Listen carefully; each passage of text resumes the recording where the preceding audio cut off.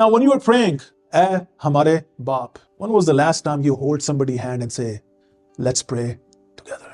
Last time کب ایسا ممکن ہوا تھا کہ آپ نے کمیونٹی میں کہا چلو ہم ہاتھ پکڑتے ہیں اور دعا کرتے ہیں؟ خداوند چاہتا ہے کہ آپ جانیں کہ کمیونٹی جو کرسچن فیملی لائف, کرسچن زندگی جو ہے وہ آپ اکیلے کی نہیں ہے.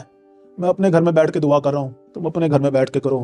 میری مسیحت ہے, تمہاری جو بھی ہے ہمیں کوئی پتا. That's not what Christianity is.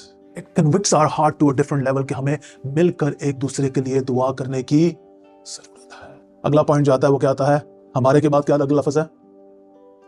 باپ. The word باپ جو ہے اگر آپ ہیبرو میں دیکھیں تو آپ کو نظر آتا ہے, ارمیک میں دیکھیں تو آپ کو نظر آتا ہے آبا. It's a very respectful term. اور اس سے پہلے آپ کو پرانے عہد نامے میں کہیں بھی کوئی بھی خاتم, پروفٹ, نبی باپ کہہ کے خدا کو پکارتے ہوئے نظر نہیں, اور نہ ہی کوئی کسی کو کہتا ہے کہ go and pray like this where you're calling God your. لیکن یہ خداوند یسوع مسیح ہے جو آپ کو نظر آتا ہے اس سے پہلے کہ وہ بعد میں جب بھی خدا سے بات کر رہا ہے تو وہ کہتا ہے جو میرا باپ کہتا ہے وہ میں کرتا ہوں. اور جب دعا بھی کرتا ہے تو کہتا ہے کہ باپ میرے باپ, تو نے جس سے پہلے کہ میں تجھ سے دعا کی تو نے پہلے ہی سن لیا. عزیزوں, he could have said God you are a judge, کیونکہ وہ ہے, he is a judge.